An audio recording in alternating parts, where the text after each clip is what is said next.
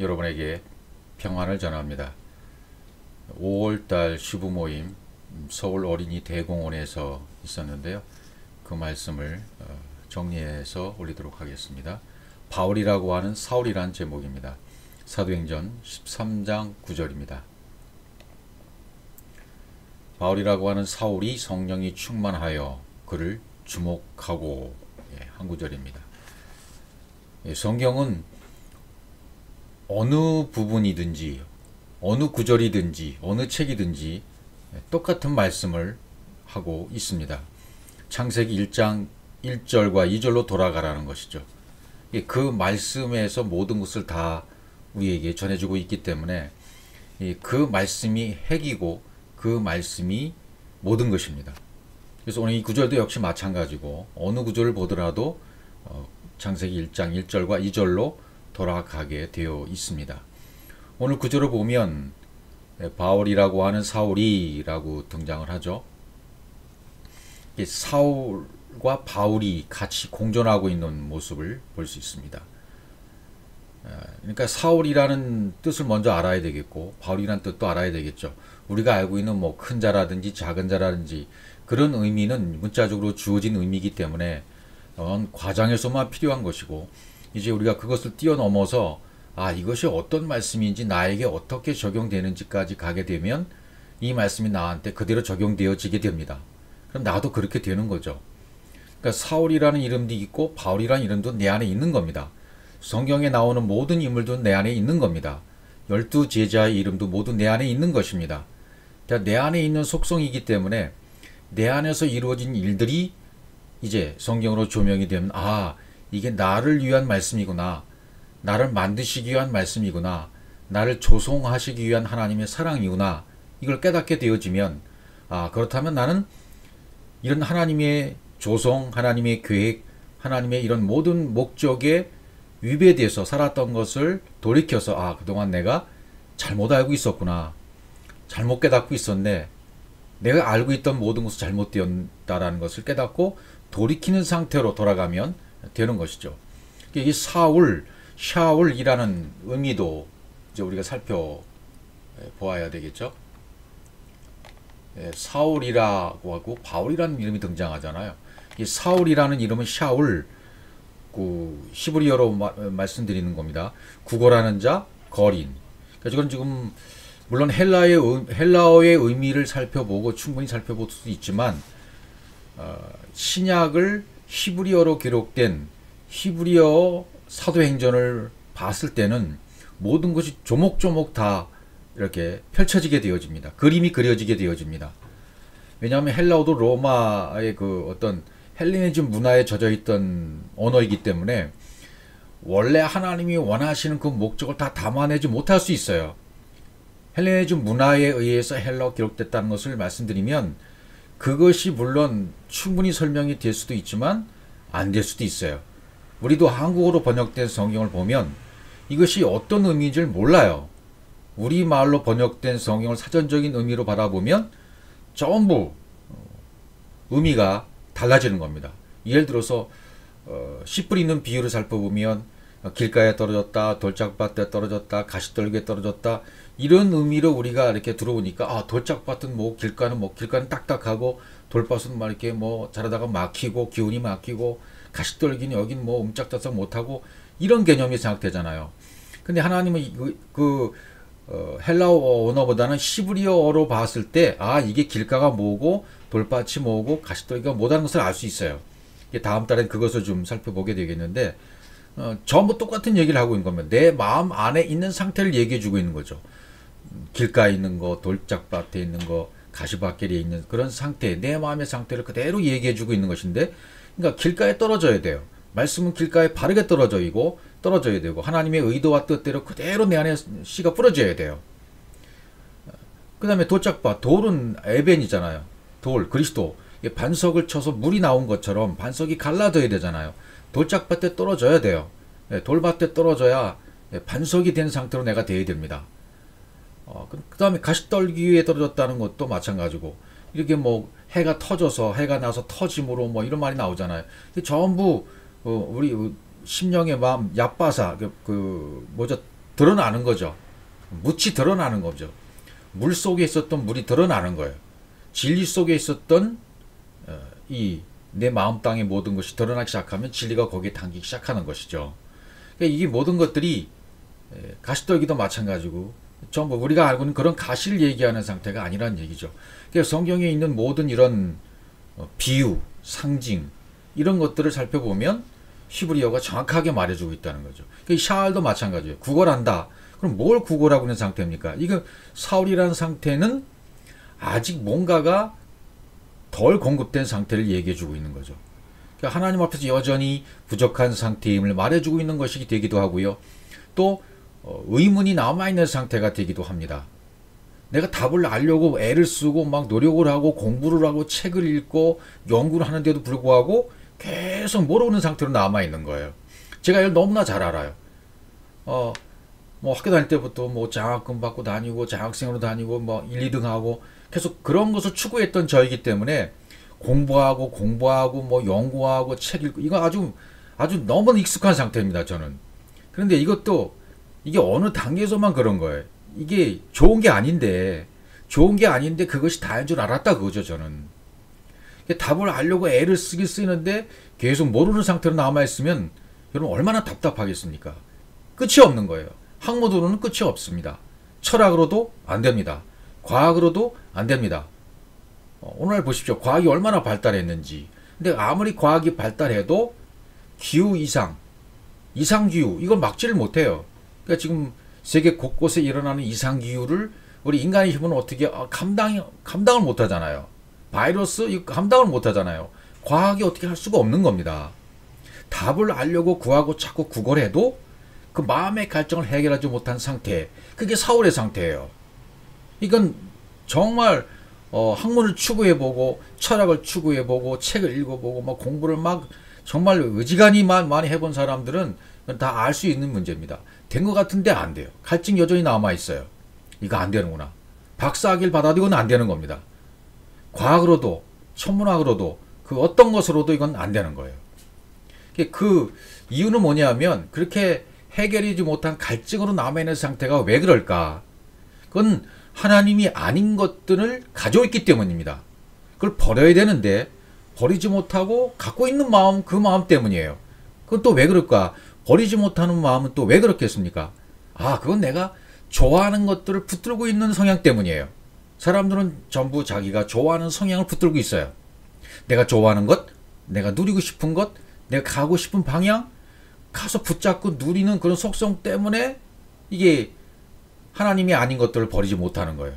하나님이 아닌 것을 빨리 놓아버려야 되는데 이게 안 되는 이유가 20년, 30년, 40년, 50년 이게 안 되는 이유가 좋아하는 것을 계속 누리고 있으면서도 이게 안 되나 그렇게 있는 상태죠. 이게 왜 안 될까?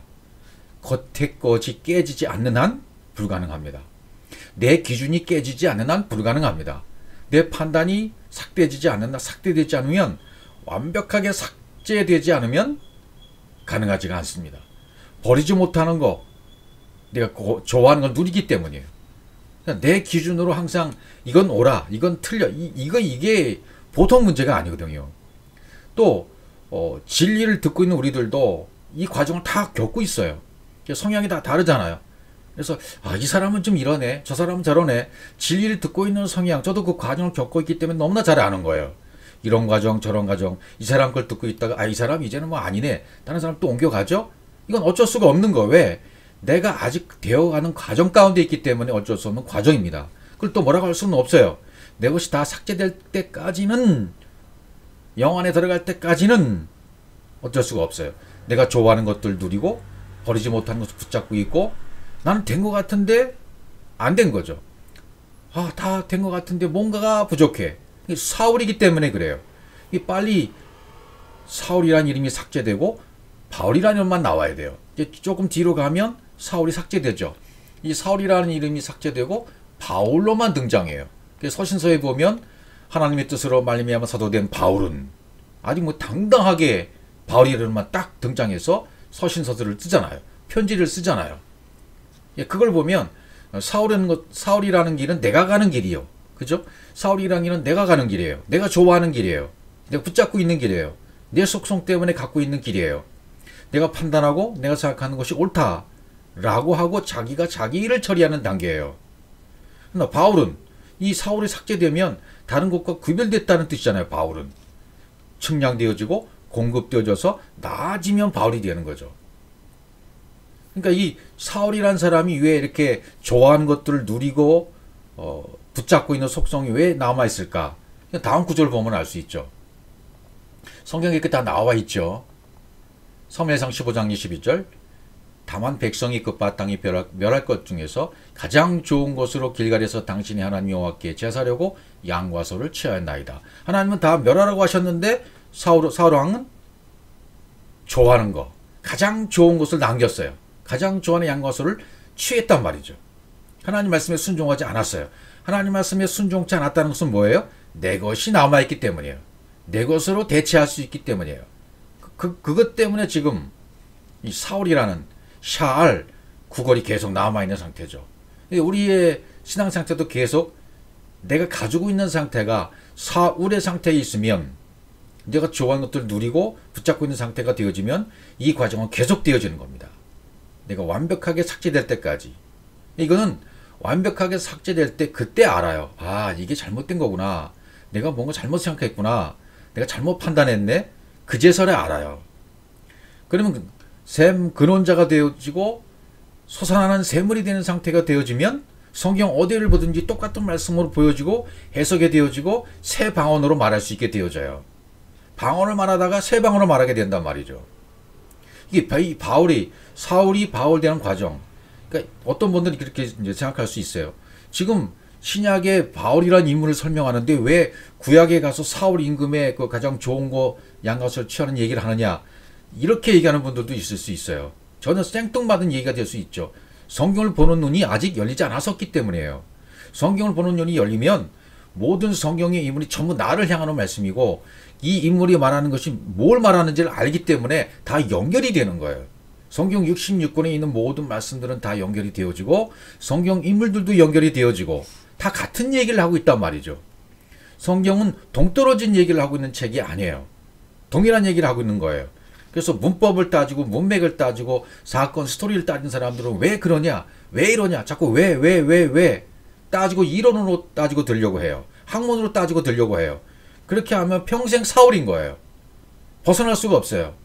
자기가 좋아하는 것들 누리고 있기 때문에 이런 과정이 우리에게 똑같이 일어나서 나도 경험해야만 이게 이제 풀려지기 시작합니다. 자 보세요. 사도행전 9장 3절에 보면 사울이 행하여 다메섹에 가까이 가더니 호련히 하늘로부터 빛이 저를 불러 비추는지라. 이 빛이 임하잖아요. 하나님이 빛이 임합니다. 복음이 들리기 시작합니다. 그럼 다메섹의 통로가 열리기 시작하는 거죠. 자 그러나 보세요. 8장으로 가보시면 8절로 사도행전 9장 8절입니다. 사울이 땅에서 일어나 눈은 떴으나 아무것도 보지 못하고 사람의 손에 이끌려 다메섹으로 돌아가서 분명히 하나님의 빛 오르의 빛이 임했어요. 완벽한 하나님의 빛이 비쳐서 깨닫게 되었단 말이죠. 근데 이렇게 깨닫게 됐다고 해서 첫 번부터 되는 거 아니에요.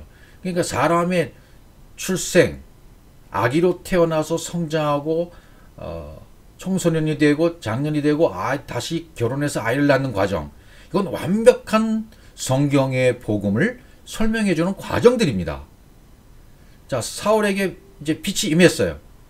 하나님의 복음이 임했어요. 들리기 시작했습니다. 다 된 게 아니에요. 사울이 땅에서는 일어났어요. 땅에서는 눈이 떴어요. 일어나 눈은 떴어요. 그러니까 땅에서 들렸단 말이죠. 날개가 달리기 시작하면 땅에서 들리기 시작해요. 날개가 달려서 하늘을 날아야죠. 하늘과 땅이 하나가 되어야 되죠. 예, 땅에서 뛰는 메뚜기는 잡아 먹으라고 그랬잖아요. 그러니까 뛰는 거 땅에서 뛰어야 돼요. 주님과 함께 발자국을 같이 하면서 함께 뛰어야 된단 말이죠. 뛰다가 날아야 되고 날아서 그분과 하나가 되어야 돼요. 날개를 달아서 그분과 하나가 되어야 돼요. 복음이 들려오면 땅에서 뛰어서 날다가 날개가 달리고 오프가 되는 거죠. 그분과 하나가 되는 거죠. 보세요. 여기 지금 눈은 떴어요. 근데 아무것도 보지 못한다고 그래요. 사람의 손에 이끌려 간다고 그래요. 네. 그러니까 사흘 동안, 그 다음에 사흘 동안 식음을 접해한다고 나오잖아요. 아무것도 보지 못했다 그러죠. 눈은 떴지만 아무것도 보지 못하고 사람의 손에 끌려 담의 세로 들어간다. 이런 상태가 된단 말이죠. 그러니까 아무것도 보지 못했다. 눈뜬 소경이다. 이 말은 무슨 말이 될까요? 하나님께서 뭔가 이렇게 우리에게 이 땅의 모든 우주 만물을 통해서 우리에게 뭔가 보여주시는 것들이에요. 드러내시는 것들입니다. 우주 만물을 통해서 전부 드러내셔야 하나님의 뜻을 드러내고 하나님의 목적을 드러내고 하나님의 소리를 듣게 해주십니다. 보여주시고 드러내시고 나타내시도록 모든 걸 준비해 놓으셨어요. 여호와 이레가 이레라는 뜻이 준비했다 그런 뜻입니다. 그렇죠? 준비했다. 뭘 준비했어요? 우리를 깨닫게 하신 모든 준비가 끝났다는 거죠. 이 땅의 모든 것들이 보여지는 모든 것이 전부 다바르 모든 하나님의 말씀으로 들려주시기 위해서 아마르가 되기 위해서 전부 드러난 것들이에요. 원천지 만물이 나무, 풀, 공기, 새 모든 우주 만물의 모든 것들이 하나님을 나타내시고 하나님을 드러내시고 하나님의 모든 것을 보여주시기 위한 것들이란 말이죠. 아무것도 보지 못했다라는 것은 뭐예요? 그것을 드러내신 것을 준비하신 것을 못 봤다. 못 알아들었다. 깨닫지 못했다라는 뜻이 되어집니다. 아무것도 보지 못했다. 깨닫지 못했다. 그분이 의도하신 뜻을 보지 못했다. 그분이 계획하신 그런 통로와 드러난 계획들을 못 알아차렸다. 못 알아먹었다. 그런 뜻이 되는 거죠. 그렇게 되면 어떻게 돼요? 사람의 손에 끌린단 말이죠. 사람의 손에. 사람의 손에 끌렸다는 것은 진리가 사람에게 있는 줄 알고 생명이 사람에게 있는 줄 알고 사람을 추종하고 사람을 따르고 사람을 섬겨버려요. 여기에서 이제 이단이 생기는 거죠. 그러니까 하나님의 생명이 하나님의 형상이 들어와야 되는데 이게 안 되는 거예요. 왜? 그 다음 구절을 보시면 알 수 있죠. 사도행전 9장 9절입니다. 사흘 동안을 보지 못하고 식음을 전폐하니라. 예, 사흘 동안 보지 못했다. 히브리어에 보면 원어에 보면 눈이 어두워 보지 못하고 눈이 어두워서 보지 못했다. 진리의 눈이 어두워서 보지 못했다. 하나님의 형상이 들어오지도 않고 적용되지 못했다. 하나님의 생명이 내 안에 적용되지 못한 상태다. 그래서 식음을 전폐했다. 식음을 전폐했다는 말은 공급이 안 됐다. 먹고 마심이 안 됐다는 거죠.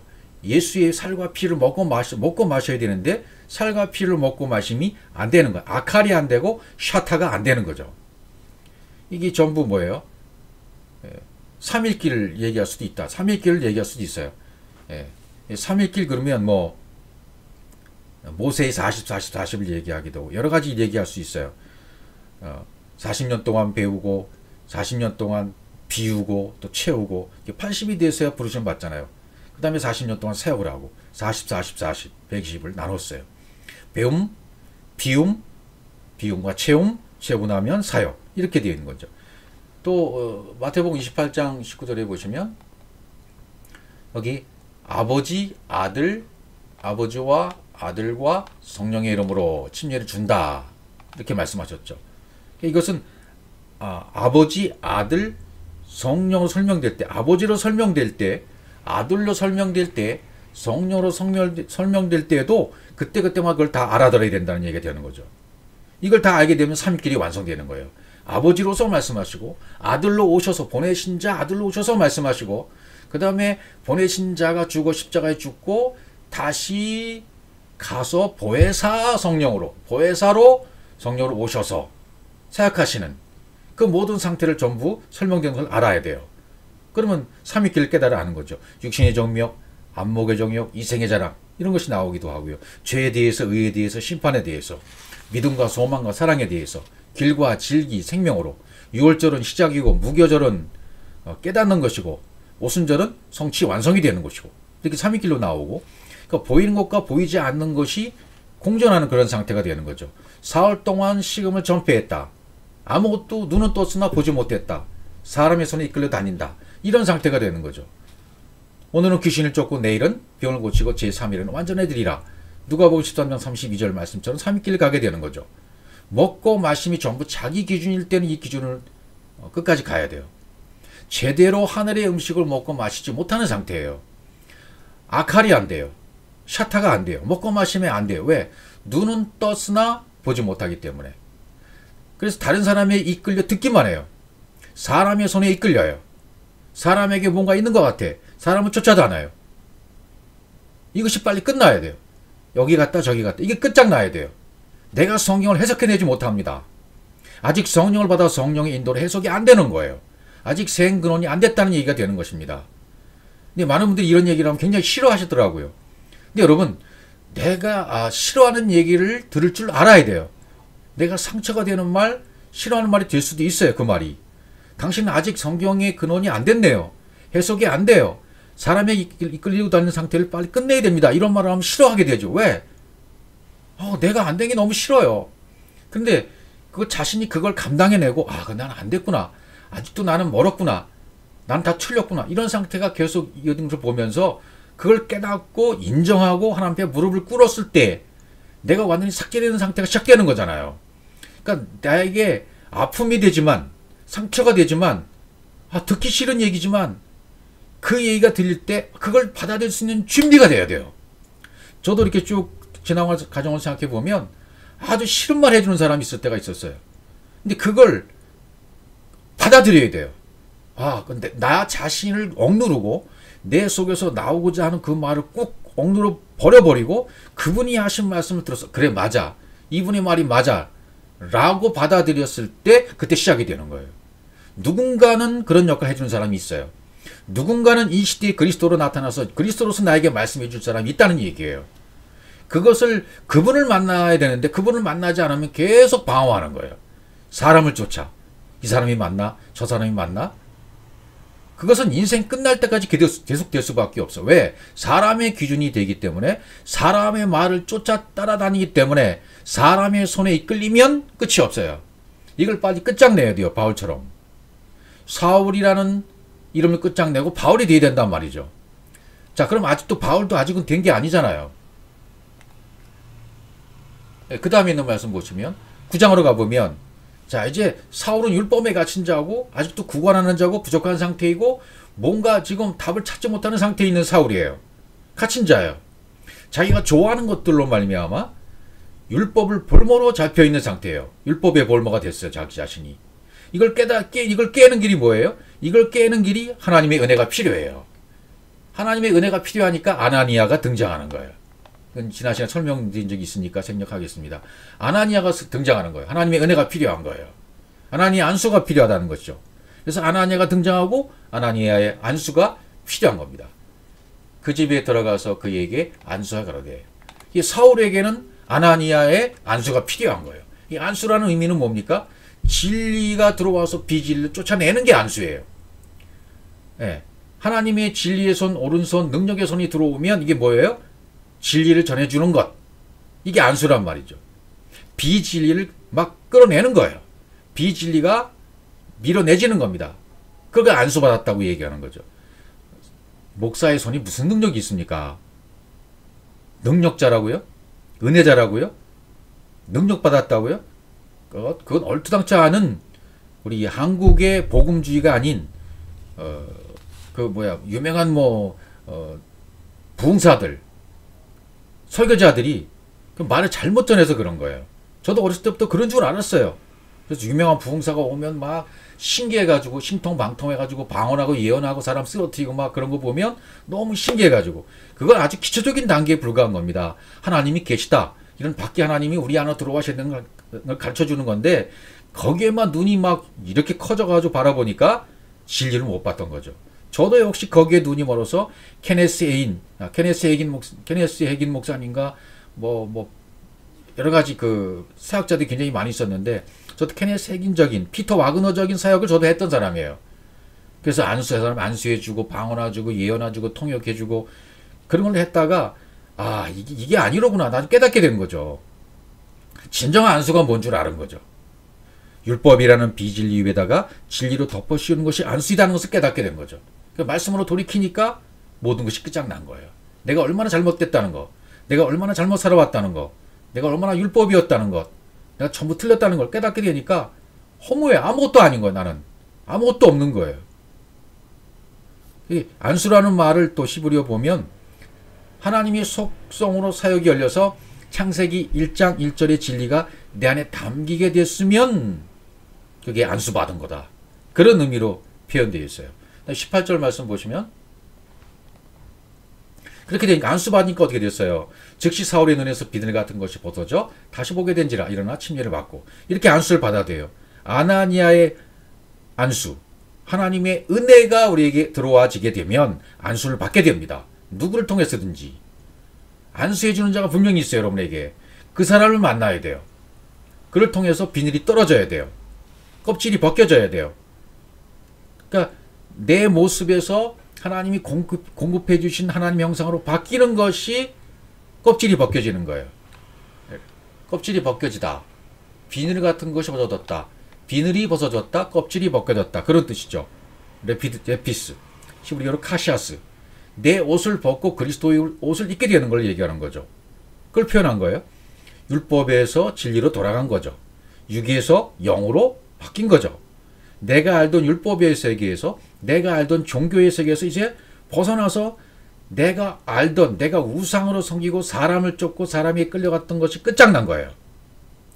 내가 알던 하나님을 섬기는 방식에서 벗어난 거죠. 끝장난 거죠. 하나님께로 돌아오는 것, 반드시 여기에는 하나님의 은혜가 필요한 것입니다. 아나니아 안수가 필요한 것입니다. 그래서 사울은 다시 보게 됐다. 아나블레포. 시력을 회복하다 영의 눈이 띄어지다. 그런 뜻이죠. 하나님의 은혜가 확장돼서 생명이 되었다. 실체가 되었다. 이런 말은 뭐 이렇게 설명으로는 쉽게 할 수는 있지만 실제로 설명하는 건 쉽지가 않아요. 이게 내 안에 직접 되어져야 되니까 이게 어떤 상태인지를 내가 알아야 되니까 설명이 되는 거 아니에요. 하나님 은혜가 내 안에 확장돼서 실체가 되었다. 그러니까 나는 깡그리 잘못됐다. 나는 그냥 뭐랄까요? 나는 그 실체에 불과해. 난 아무것도 아니야. 내가 알고 있는 것 이건 다 거짓말이야. 잘못된 것들이었어. 난 다 틀렸어. 이것을 인정해버리고 완벽하게 삭제해버리고 버려버려야 사울이 좋아했던 것을 붙잡고 했던 것을 놓아버려야 시력이 회복되는 거죠. 영의 눈이 떠지는 거죠. 그럼 실체가 됐다는 것이 돼요. 실체가 됐다는 것이 되어지면 그때는 생각하는 것, 말하는 것, 행동하는 것이 나도 모르게 자연스럽게 위의 것이 들어와서 위의 속성으로 말하게 되어져요. 네. 생명을 통한 열매가 다시 보게 돼. 파타흐. 주님과 똑같이 된 거예요. 예수님이 아버지와 똑같이 되잖아요. 아들이 아버지와 똑같이 되어지잖아요. 하나님과 되어지잖아요. 우리도 똑같이 그렇게 되는 겁니다. 예수와 똑같이 하나님과 같이 되어져야 돼요. 그것이 복음의 과정으로 설명되어 있어요. 성경에. 그 다음에 침례를 받고 이렇게 일어나 침례를 받고. 침례는 뭐예요? 물속에 들어가고 나오고 뭐 물을 뿌리고 안 뿌리고 그런 문제가 아닙니다. 뿌린다는 산티죠. 침례는 밥티죠. 이 뿌린다는 말이 어디서 나왔는지 몰라. 이 번역이. 신기한 거지 이것도. 밥티조가 맞아요. 밥티조. 완전히 물속에 잠기는 게 맞아요. 근데 그런 의식을 얘기하는 게 아니란 말이죠. 물속에 잠겼다는 말씀 뭐냐면 타발, 창세기 1장 1절과 2절의 말씀이 완벽하게 깨달아져서 베리시트로 하나님의 아들로 창조된 것이 이 말씀이 내게 새겨진 것을 얘기해요. 그 말은 알레부터 알레, 베트, 김메, 달레에서 쉰까지 완벽하게 새겨져서 타우로 완성이 되었다. 그런 말씀이 되는 거죠. 타발, 내 안에 하나님이 공급한 말씀이 내 안에 완벽하게 새겨졌다. 알레부터 쉰까지 이루어져서 타우로 완성됐다. 그게 침례받은 거예요. 그러니까 내 안에 하나님의 영상으로 채워진 그 이름이 새겨지는 것이 침례다 그 말이죠. 자, 이렇게 침례를 받았는데도 사울에게 무슨 일이 일어나나 보세요. 9장 26절입니다. 사도행전. 사울이 예루살렘에 가서 제자들을 사귀고자 하나 다 두려워하여 그의 제자되면 믿지 아니하니. 이게 문제입니다. 이제 저도 이게 무슨 말인 줄 알아요. 사울이 예루살렘에 가서 제자들을 사귀고자 한다. 하얼날 레일라우트 본문을 보면 자기 자신 안에 바울 안에 공급되어 있는 완성되어 있는 하나님의 형상을 통해서 들어온 말씀 있잖아요. 그걸 이렇게 끄집어내서 말하고자 해도 저들이 들으려고 하지 않아요. 진리 교제가 안 돼요. 그 상태를 얘기하는 거예요. 교제가 안 되니까 진리가 안 되고 그리스도의 머리가 되지 않은 상태가 되니까 엘로힘이 완성이 안 되는 상태가 되니까 두려워하다 그런 말로 표현한 거죠. 제자됨을 믿지 않다 그랬죠. 제자됨을. 예, 완벽하게 제자됨을 믿지 않았다. 그게 완성됨을 믿지 않았다.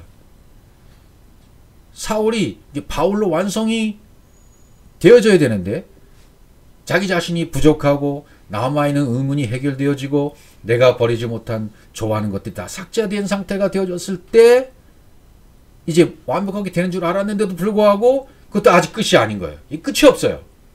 사람들이 내가 된 걸 믿지 않아요. 내가 전하는 말씀을 믿지 않아요. 저도 똑같습니다.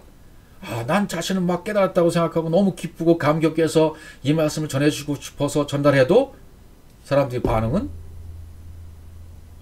뭐 입도 뻥끗도 안 해요.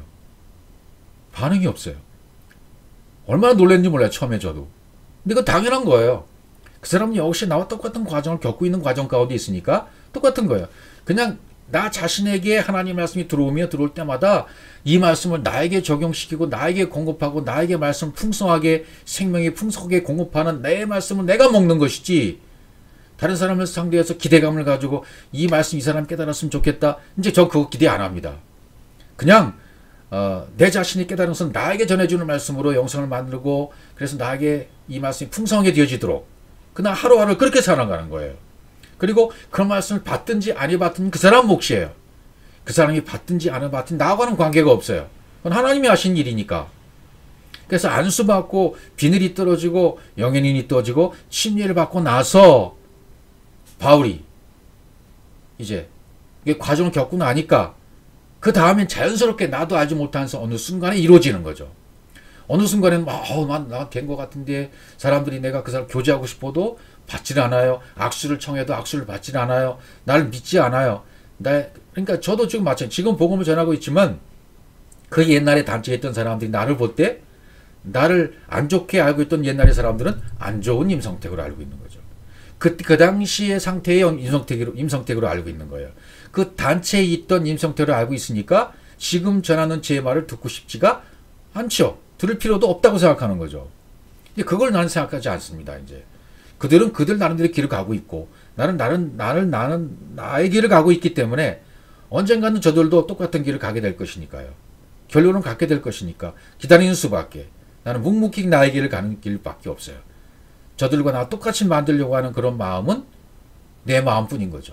그것은 내가 그냥 내 마음 상태에서 그냥 나에게 주신 말씀으로 알고 세우고 채우고 새기고 있다가 이렇게 1대1 교제가 되는 어느 순간에 자연스럽게 되어지면 그때 그 말씀이 나가면 되는 거고 그 말씀을 받는 사람은 받으면 되는 거고 그건 내가 하는 일이 아닌 거예요. 이제 그러니까 그 다음에 어떻게 되나 보세요. 이런 과정을 겪고 난 다음에 바울이 어떻게 되나 보십시오. 이 바울처럼 우리도 되는 겁니다. 사도행 19장으로 가니까 바울이 그랬죠.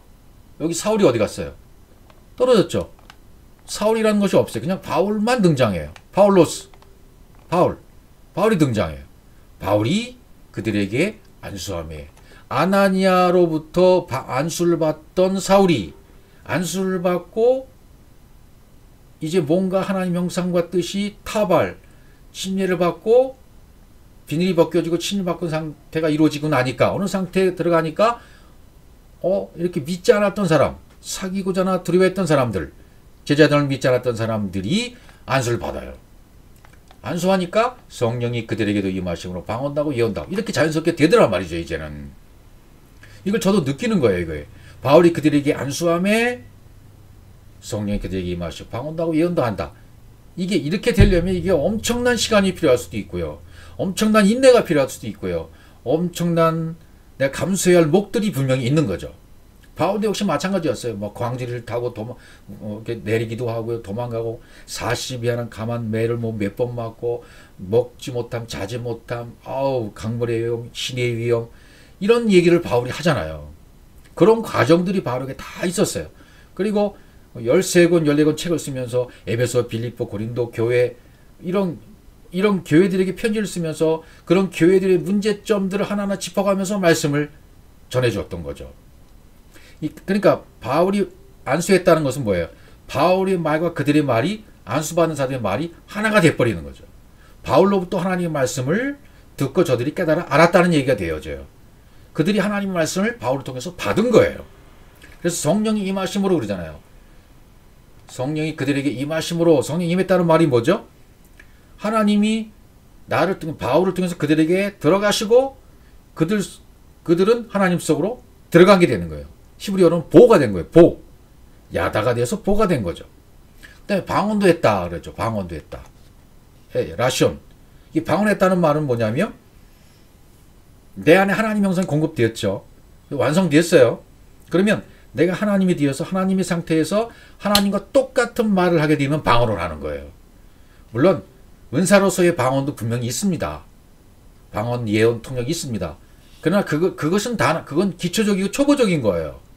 그 방언을 얘기하고자 하신 것이 아니라는 말씀이죠. 그러니까 그 초보적인 방언을 얘기하는 것이 아니고 하나님 입에서 나오는 똑같은 말씀을 내 입에서 나오는 것, 그게 방언이란 얘기예요. 또 예언은 뭐예요? 하나님의 말씀, 그 똑같은 말씀을 이렇게 전해줄 수 있는 자가 됐을 때 예언도 하니 이렇게 말하는 거죠. 하나님 입에서 나오는 말씀과 똑같다. 똑같은 말씀을 전해준다. 그래서 사도행전 2장에 16개국 언어로 사람들이 알아듣잖아요. 진리를 알아듣는 사람이 있다는 거예요. 방언을 하니까. 그러니까 기초적인 방언만 랄랄라 뚜뚜뚜 하는 거, 그거 얘기하는 게 아니라고요. 그건 은사로서 주어진 것이고, 은사로서 주어진 것은 하나님이 계시구나. 밖에 계신 하나님을 깨닫고 밖에 계신 하나님을 안에 계신 하나님으로 모셔드리기 위한 과정인 것이죠. 밖에 있는 은사들은. 방언, 예언, 이런 모든 것들은 하나님의 말씀을 정확히 깨달아서 그 말씀이 무슨 의미인지를 알고 그 말씀과 하나님의 말씀과 똑같이 말할 수 있으면 방언을 말하게 된 거예요. 그게 새 방언입니다. 성경 66권을 깨달아서 새 방언을 말하는 자가 되어야 되는 것이고, 그 다음에 그걸 전해주면 예언하는 자가 되는 거죠. 전도자가 되는 거죠. 그래서 다시 한번 본문으로 돌아가면 오늘 12사람쯤 된다 그랬죠. 12사람이 있다는 얘기는 아들이 되었다는 의미가 되는 거죠. 자, 바울이라고는 사울이 성령이 충만해 그를 주목하게 됐잖아요. 자, 이제 바울이라는 하는 사울이에서 사울이 떨어져 나가고 바울이 안수하는 자가 됐어요. 그 다른 사람이 안수하니까 그 사람도 성령을 받았어요. 성령이 임했어요. 여기는 바울이라는 사울이 성령이 충만하여 이렇게 됐죠. 13장에는 충만했다는 얘기는 뭐냐면 공급된 진료로 엘롬이 되었다. 우리 점점 말씀이 충만해져야 돼요. 예, 말씀으로 점점 채워져야 돼요. 생명은 점점 성숙해지는 거니까요. 그를 주목하는 단계까지 가야 돼요. 이 13장에는 박수 엘루마에 대한 얘기가 나오거든요. 마술사라는 얘기는 뭐냐면 아직 내가 하나님 형상이 안 됐는데 된 것처럼 가짜로 말하고 있으면 이게 마술사인 거예요. 하나님의 형상을 적용시키는데 가짜로 적용시켜주는 거죠. 이걸 마술사를 엘루마가 등장하죠. 헛된 우상 엘릴, 헛된 우상 엘루마. 그를 주목하는 거예요. 엘루마를 주목해요. 바울이. 주목하고 그 뒤에 있는 말씀을 보면 그 속에 있는 걸 전부 얘기해 주죠. 왜? 성령이 충만했기 때문에, 엘로힘으로 충만했기 때문에, 하나님 말씀으로 충만하게 채워졌기 때문에, 새겨졌기 때문에 바울이 엘루마 속에 있는 것도 정확하게 얘기해 주고 끄집어낼 수가 있게 되는 거죠. 그게 주목이 된 거죠. 아테니죠. 눈을 고정시키고 마술사를 주목할 수 있게 된 거죠. 주목했다는 얘기는 뭐냐면 하나님의 공급, 하나님의 측량, 이 적용이 되어져서 그 사람 속에 있는 어리석고 바보스럽고 미련하고 이렇게 망령스러운 것들을 전부 들춰내서 무용지물이 되게 만들어 버릴 수 있는 능력이 됐을 때 주목이 되는 거예요. 우리도 똑같이 이런 과정을 겪어야만 합니다. 나 자신을 먼저 주목하게 되어지고 나 자신 속에 있는 하나님의 말씀이 공급되고 측량되어지면 내 자신 속에 있는 내 것, 어리석은 것, 바보스러운 것, 미련하고 엉망스러운 것, 멍청스러운 것, 망령스러운 것들, 이 전부 무용지물이 되도록 되어져야 사울이 삭제되고 바울이 되어 성령이 충만한 자가 되는 것입니다. 그래야 주목하는 자가 되어지고 복음을 전할 수 있는 자가 되어진다는 것입니다.